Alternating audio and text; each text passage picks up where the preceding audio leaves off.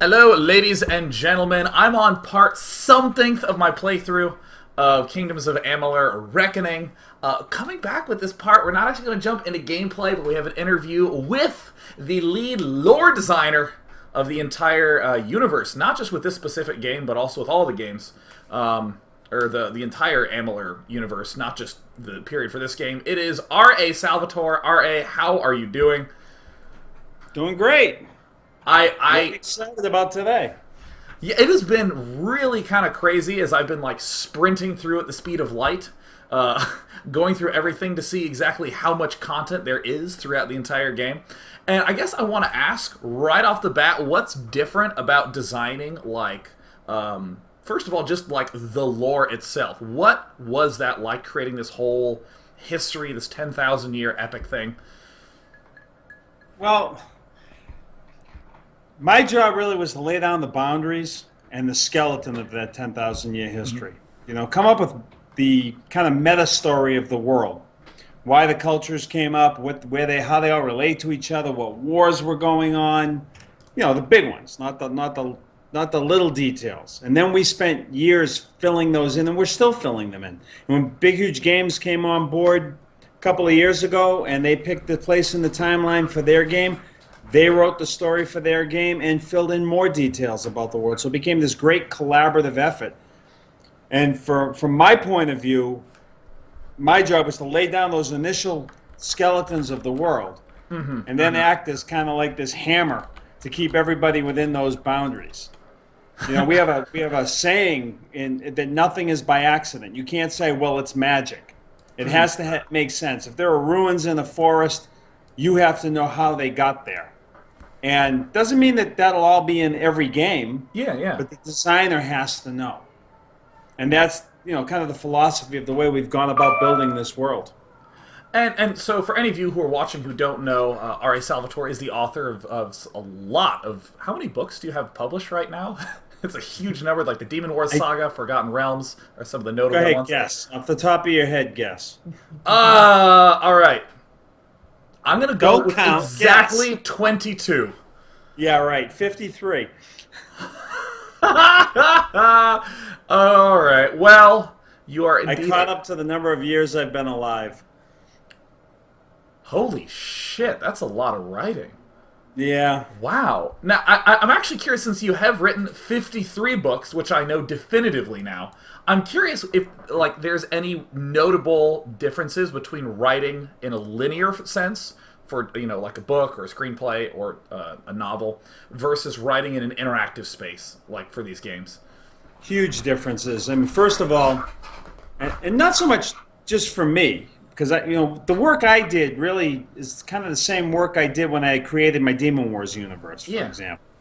It's the world building is the same, but the difference when you start meeting that world with the audience is that when you're writing a book, I'm giving you characters. You're walking down the road looking through the eyes of my characters, kind of living vicariously through them, right? Uh-huh, uh-huh. But in a game, the most important character has to be the one you make.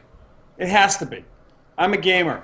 The worst thing that happens when I'm playing Dungeons and Dragons is when I have a dungeon master who decides that his NPCs are going to dominate the story and they're going to grab me by the nose and lead me where he wants me to go. I don't even want to play anymore. A good dungeon master has to be agile. He has to let the players write the story and adapt the world around it. And computer games are kind of the same thing. We have to give you a world you can believe in, a world you think is worth defending, things worth defending it against, and then put all kinds of pressure on that world to kind of get you to be the hero. Or Yeah. choose not to if that's your choice. It's your game. Well, in terms of like influencing some pressure on the player, are there just things that you completely try to avoid? Because I'm envisioning, I'm walking through the story world, and there are periods where I just said, "Hey, I want to go to the desert." Completely non-story related, pass through an entire town that obviously has a ton of writing, a lot of characters in that. Is that an experience? I know Ken Rolson talked a little bit about, we wanted to allow that sort of thing, but is that you think a concern or an issue, or how does that influence the writing No, process? that's To know not there's an a huge issue at skips? all. That kind of thing is not an issue at all. That's why it's called open world, and we want you to go and do everything you want to do. We don't want to tell you how to play a game. I'm 10 people will play 10 game will play the same game 10 different ways. Yeah, yeah. Okay, nor do I want to make my game. Okay, this is something you have to understand in terms of mechanics and the risk reward factors of the game. We're not making my game. I want to make that very clear. If we did, me and about 40,000 people would think it was the best game ever made, and that would be it. So what you do when I'm talking about putting pressure, it's very different in the single player RPG than it is in the MMO, I think, because the MMO you've really got this world that you're putting pressure on, and you've got 5,000 moving parts, the players, who will do what they want. Yeah. So that's an entirely different, set of nightmares for designers to deal with. For the single player RPG, what you really want to do is you want to have compelling stories that hook people into them, give people a reason to want to do it. Now we have lore stones in Reckoning, okay? And the lore stones are there as a bonus for the people who really are going to get into that, because we have this huge library of lore for Amalur. And some people are going to want to explore that library. They're going to know Amalur history better than they know Earth history, okay? Because that's the way they play games. That's what gives them deep satisfaction. So we want to give that to them. But we have these lore stones, and maybe the people who don't care about the history as much, we still want them to go tap the lore stones too. So tap them all and you get a boost in power for your character. There's a million different ways to get people to do things in a game that they will want to do. In other words, multi-purpose. You're tapping the lore stone because you want, or you're tapping the lore stone because you want a boost in power. And you have to be aware of all of them, and you can't dictate what's right and what's wrong. The guy who goes and touches that lore stone because he wants to know about more about the age of Arcana isn't a better player than the person who's tapping that lore stone because he wants to get a power boost. They're just trying to get something different out of the game. And I love that experience that when I'm playing, if I'll pick up 3 different books that have 3 different sets of histories, and I can read one and read the second on the third, say, you know what, right now, I just want to kill stuff, so I just sprint right into that. And it sort of allows me to gobble up the world a little bit at a time. It's these nice bite-sized chunks. And also, we go ahead. Really wanted for the player who loves RPGs. The team at Big Huge Games was convinced that the thing that was really missing was a fluid, for fantasy RPGs, was a fluid and on the edge of your seat combat system. Yeah, yeah. And that's what they really tried to put in for the people who want to have that experience as well. And, sort of continuing on, your talks about creating this world and this universe, you did speak a little bit about creating a universe for the Demon Wars saga. Talk a little bit about the difference between creating the world and creating the lore versus creating these individual stories and what that experience is like, because I'm really interested in just the notion of world building in general, almost more so than just reading individual through-line stories. Yeah, one of the building blocks of Amalur was the old BBC television series by Jacob Bronowski called The Ascent of Man. And The Ascent of Man was a 13-part series from the 1970s. It's really great. It's a lot like Burke's Connections and Carl Sagan's Cosmos series. So it's this 13-part series, hour-long segments, where Bronowski basically traces the history of the human race through inventions and discoveries, as opposed to from war to war to war, which is the way most history books teach it. It's actually true. It is absolutely true. And that became the foundation for the team that I had together working on Amalur. First, it was my D&D group while Kurt was building 38 Studios. Then as soon as the guys flew in for 38 Studios, we went and presented to them, and then we all got in a room for 6 months while we were building the offices and just worked on the world. But one of the tenets was, look at what the needs of the society are and where they would go with, for example, with technology, as compared to the levels of magic at the various times. If you can throw a lightning bolt, do you need a pistol? If you can teleport, are you going to build an auto factory? These are the kind of questions that we faced, we put in front of us, and we came up with the decisions as to how these cultures developed that would make sense logically. We want logic to be a big part of it. Even with magic and all the weird things that fantasy brings with it, we want consistency and we want logic. So we use that one. And we also use the Time Life Enchanted World. I use this all the time. It's my core library, reference library, is that Time Life Enchanted World book series. That they remember Time Life used to do the books, and every month they would have an ad on TV for the next one. Or you could join the club, and every month Time Life would send you a book. And they did one on the solar system, they did one on the earth, they did one on the oceans, they did one called the Enchanted World. And this is all the folklores from all the cultures around the world. And so what I told my team is take a prism, okay, and put it on the desk in front of you and look through that prism at the folklore in the book. Okay, this is the folklore of a mythos in Finland, okay? And this is what the superstitious peasants saw going on, and this is their explanation for it. This is the folklore. So here's what I want you to do. I want you to deconstruct it backwards, and I want you to come up with something that could have been going on that would make these peasants think that their folklore was correct. And so if you do that, it's just That's so awesome. exercise. It's so much fun to do it. And so you spend your Saturday afternoons watching all those shows that begin with "some people believe," and all these guys go into the woods and they think that Bigfoot is behind the next bush, and they scare the hell out of each other, convincing themselves that there's a Sasquatch nearby. There's no Sasquatch nearby, okay? But they think there is. They want to believe there is.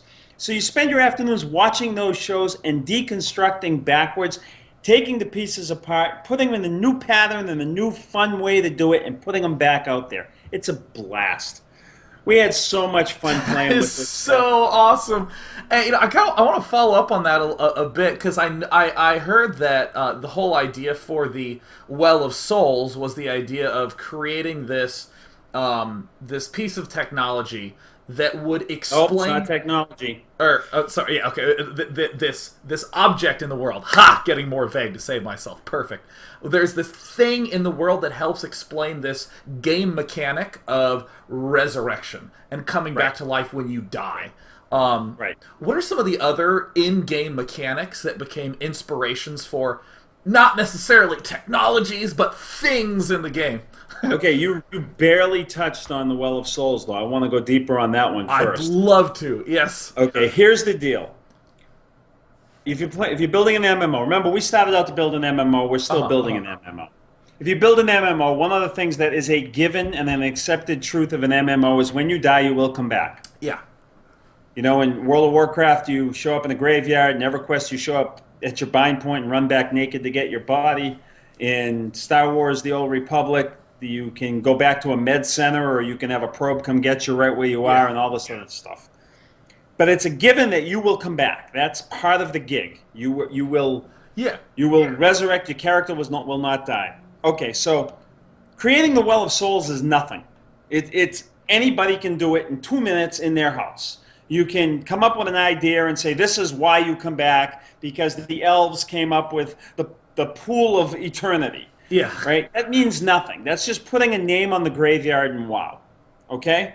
That's the first level. The second level is, if you live in a world where suddenly they came up with something that gave you immortality, how would you feel? What would be the reactions in that world? Now, the first thought everyone would say to that is, everyone would be ecstatic. Oh my God, we're going to be immortal. Really? Yeah. What about the mother and father of the last person who died before the Well of Souls was operational? How are they going to feel? What about the mother who's lost all her children and her husband and is very old and frail and broken down now and looking forward to an afterlife that she devoutly believes in, where she'll see her family again? She going to be ready to jump into that Well of Souls? Huh. What about the religious institutions, almost all of which garner their power with promises of an afterlife? You've just stripped them of their power. How are they going to feel about the Well of Souls? What about races like, akin to, say, the Norse, who were very convinced that you die in battle, or, and this is the way you go to a better reward, that this world is just the really devout people believe that this existence is just a stepping stone to nirvana or some other state of euphoria. How are they going to feel about the Well of Souls? So it's not a simple question. And so what I told my designers from the beginning is every time you do something that has an impact on the world, think about all the different ways people might react to that. And then reflect it in your quests. Oh, now that is kick ass. That's when you go beyond that level. That's when you try to go more into the immersive qualities of a world that makes sense. That's what we're trying to do. I think that is absolutely brilliant. It's so true that there's, it almost reminds me of thinking of like the original Mario, where, and I remember loving the joke of when I brought it home, how my mom would be like, maybe you can hide behind that bush to avoid those turtles. And I was like, no, Mom, it's only logical that you should jump on his head. And if you ricochet more in a row, you get more points. And I jump and hit my head on blocks to get coins. And that is just permeates like all of game design for like a million years, that there's just these arbitrary things that you can do. And I love that connection back to the idea of, especially the whole idea of the story and the culture and how that influences. I don't think this is just us. I think that as the later releases of World of Warcraft came out, for example, I think in Ice Crown and Wrath of the Lich King, with that seamless zoning based on where you were in the quest line, the entire zone would change around you. Yeah. They evoked quite a bit. There was some really good storytelling as they were going forward. And Blizzard, of course, Blizzard's awesome. They do these kinds of things. They just keep trying to tell stories in better ways. They keep finding tools. This is the same thing we're doing. I think Star Wars: The Old Republic, some of the quest lines, especially the beginning quest lines, for every class I've played so far, I keep going back and trying different characters just to get the storylines. They're telling really good stories. Now, you can only go so far, and some of the things will come off as trite because you're limited by the technology, by the number of characters, by the amount of voiceovers, by the amount of money it would cost to make the perfect game. But everybody's trying to do this now. A few years ago, Roger Ebert was famously on record saying that video games aren't art. Yeah, right? yeah. He took a ton of heat for that. And see, I didn't necessarily agree with him. I kind of did, though, because I understood where he was coming from. There was tons of art of all types, writing, paintings, just visual images. There was tons of that in video games, but the technological limitations were so severe that video games were having a hard time making that jump to be truly emotive, to pull emotions out of the players.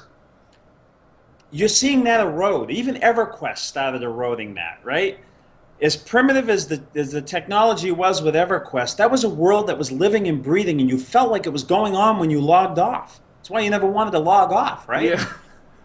And so I understand maybe where he was coming from, but it was an incredibly short-sighted statement because this is the next great storytelling medium. Computer games, video games, you heard me. It is. I feel like those movie directors must have felt in like 1920. There's already been a bunch of movies, but they really are starting to see it develop. Yeah. And they know color's coming and sound is coming. And they know that they're really going to be able to go so much further and along very quickly as the industry's maturing. I feel the same way about video games. I have no idea what we'll be playing 10 years from now, but it'll be nothing like what we're playing now. It'll be so much better because the companies are dedicated to it. The people doing these things, they don't want to just they don't want to put, get me 20 rat ears and give me your $60 and I'll give you a fake sword. That's not why people make video games. People make video games for the same reason people make movies, and for the same reason people write books, and for the same reason people do stand-up comedy. You're trying to get something out of an audience. That is so awesome. No, that is... This is the exact sort of thing that needs to just happen more, and for people to hear about more, because I know that there's always so much that goes on behind the scenes. That, I'm imagining someone in isolation just loading up Reckoning, playing it for 8 hours, getting distracted and having to go back, to work or something like that, and not getting a chance to experience the full depth of thought that went into creating the lore, into making it not just a cool story, but a cool story world that works for that whole interactive medium. So yeah, I mean, and again, some people don't even want that. Some people just want to go in there and say, I beat the game first, or whatever. Good for them. The whole point of this is to have fun. If you're not having fun, then there's no point in playing anything. Yeah. This is entertainment. This is your downtime. This is your free time. Unless someone's paying you to play the game, if you're not having fun and you're playing the game, you're a fool. Period. But let me go a little further with all of that, too. Oh, yes, please. I mean, we're arguing all over the place about fate in Reckoning. Because the standard line that's been out there with everything is everybody in this world has a fate except you, because you came through the Well of Souls. I never bought that. I said, no way from the beginning. That's not how it works. And they said, yes, it is. And I said, no, it's not. Everyone in the world has been told they have a fate. And the height of magic and the age of arcana, which aids in your movements, it becomes a part of who you are, reinforces that which you are taught. So a cobbler's son making shoes becomes really good at making shoes because of the magic is enhancing his ability to make the shoes. Therefore, when he's told, you are fated to be a cobbler, he believes it. In my view, and I could be wrong about this, I argue with people all the time, and I don't have the definitive say in this, and I don't want the definitive say in this, but in my view, fate is in Reckoning what Marx said religion was in our world. Fate is the opiate of the people. The power structures love it because it keeps them in power. And the masses accept it because they're helpless to fight against it. So here comes this guy through the Well of Souls, and his fate has been wiped clean. He becomes an instant threat to the powers that be. Because if he can rewrite his fate, why can't everybody else? So that's how I look at Reckoning. And it's very different than some of the designers at BHG look at Reckoning, which is really cool. We have these great arguments about it. That is awesome, that whole interpretive notion. Yeah. Well, all right, I want to thank you so much for coming on. It's awesome actually to have this interview happen while the live chat's going on, because I remember right when I got started, everyone was like, I want to see the gameplay, I want to see the gameplay. And everyone's like, more. Interview was awesome. Thank you so much. Everyone in the chat is going absolutely nuts. And by the way, what is your Twitter? Because I've been seeing people ask. Offhand, I don't even know it. It's hashtag RA Salvatore, I think, just like that. Sweet. My Facebook page is R.A. Salvatore. I have a Twitter. My wife helps me tweet but the only time I typically tweet is when I'm on book tour. I do Facebook. I'm on my Facebook page every day, and I did this incredible Reddit. For the first time, I did this Reddit thing today. Yeah, Reddit is like the 3 man. hours.